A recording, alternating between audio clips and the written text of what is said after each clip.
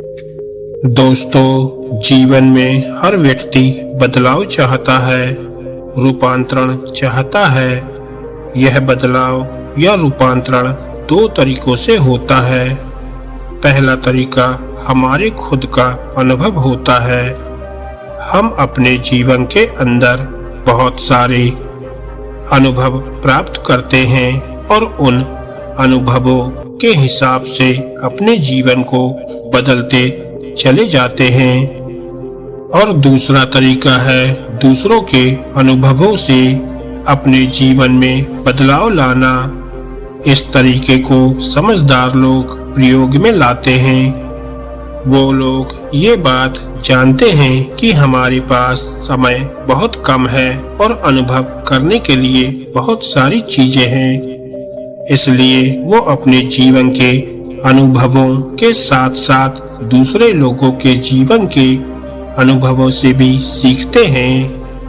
तो चलिए आज की गौतम बुद्ध के जीवन की एक और जीवन बदल देने वाली कहानी से अनमोल ज्ञान प्राप्त करके अपने जीवन को बदलने का प्रयास करते हैं। एक समय की बात है, एक बौद्ध भिक्षु भिक्षा मांगने के लिए एक गांव में प्रवेश करता है। जैसे ही वह बौद्ध भिक्षु भिक्षाटन के लिए गांव में प्रवेश करता है तो सभी लोग उसे घूर घूर कर देखने लगते हैं।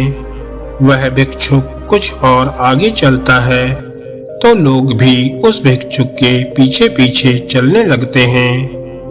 लोगों की संख्या निरंतर बढ़ती चली जाती है और सभी लोग उस भिक्षुक को चारों ओर से घेर लेते हैं और उस भिक्षुक को पत्थर और डंडे से पीटने लगते हैं।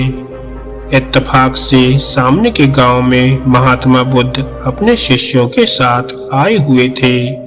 उस गांव के ही एक व्यक्ति के द्वारा बुद्ध तक ये खबर पहुंचाई जाती है। जैसे ही बुद्ध को ये पता चलता है कि उनके भिक्षुक को पीटा जा रहा है, तब बुद्ध अत्यंत शीघ्रता से उस गांव में पहुंच जाते हैं। बुद्ध अपने भिक्षुक को पिटता हुआ देखकर उसके पास दौड़कर चले जाते हैं और सभी पत्थर और डंडों के बीच अपने शरीर को ले आते हैं। उस भिक्षुक पर लगने वाला हर पत्थर, हर डंडा बुद्ध अपने शरीर पर सहते जाते हैं। बुद्ध को देखकर गांव के कुछ लोग दूसरों लोगों को समझाने लगते हैं और सभी को रुक जाने को कहते हैं। सभी लोग पत्थर और डंडा मारना बंद कर देते हैं। बुद्ध गांव वालों से पूछते हैं, तुम इसे क्यों मार रहे हो? इसने क्या अपराध किया है जो तुम इसे दंडित कर रहे हो? सभी लोग बुद्ध से कहते हैं, हे बुद्ध, हमें इस पापी को सजा देने दीजिए। यह एक डाकू है, यह राक्षस है जिसने न जाने कितने लोगों के प्राण लिए हैं। यह अंगुलीमाल डाकू है बुद्ध। यह क्या सोचता है कि भिक्षुक बनकर हमसे बच जाएगा? हम इसे जीवित नहीं छोड़ेंगे। कृपया कर आप हमारे समक्ष से हट जाइए। हमें इसे दंड देने दीजिए। बुद्ध कहते हैं, तुम इसे इसके भूतकाल के कर्मों के कारण पीट रहे हो या इसके वर्तमान के अच्छे कर्मों के कारण? तुम कहते हो इसने बहुत सारे लोगों के प्राण लिए हैं। हाँ, ये एक खतरनाक डाकू था, पर क्या तुम अब इसके भीतर बदलाव नहीं देख पा रहे हो? क्या तुम ये नहीं देख पा रहे हो कि यह इतनी देर से तुम्हारी मार सह रहा है? अगर यह वही पुराना अंगुलीमाल होता तो क्या तुम में से कोई भी इसे एक उंगली भी लगा सकता था? क्योंकि इसने अब पुराने सभी बुरे कृत्य छोड़ दिए हैं। इसका मन व व्यवहार पूर्णतः बदल चुका है। यह एक नेक रास्ते पर है, इसलिए यह चुपचाप तुम्हारे प्रत्येक प्रहार को सह रहा है। अगर यह वही पुराना अंगुलीमाल होता तो अब तक शायद ही आप में से यहाँ से कोई जीवित जा पाता। अब आप स्वयं विचार करें, आपके इतना अत्याचार करने पर भी यह बिना कोई अपशब्द बोले या प्रतिक्रिया दिए चुपचाप सहता रहा।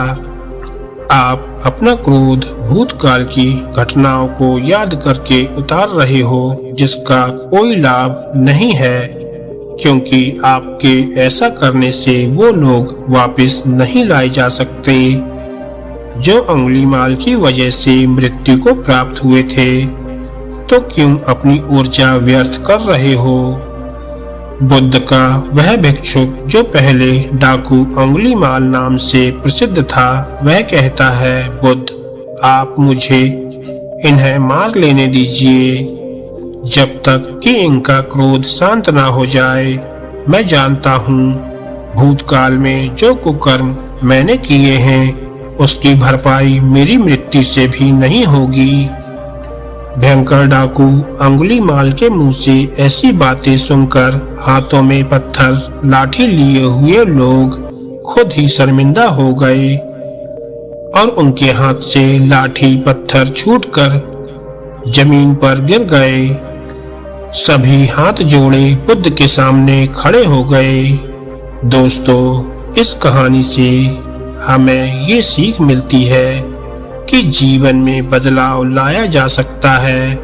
वक्त के साथ साथ जीवन में सकारात्मक बदलाव आवश्यक है, पर बदलाव के बाद आने वाली समस्याओं के कारण दोबारा से वही बन जाना जो आप पहले थे, यह एक बहुत बड़ी गलती है।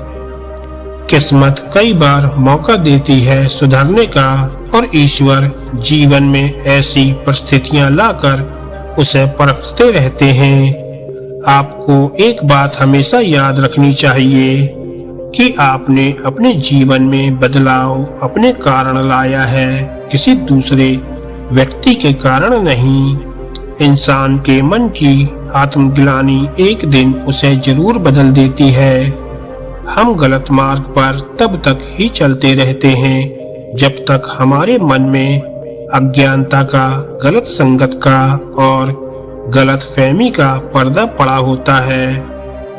तो दोस्तों, आपको ये कहानी अगर अच्छी लगी हो तो वीडियो को लाइक करें और ऐसी ही ज्ञानवर्धक और मोटिवेशनल कहानियाँ सुनने के लिए हमारे चैनल को सब्सक्राइब करें। धन्यवाद दोस्तों।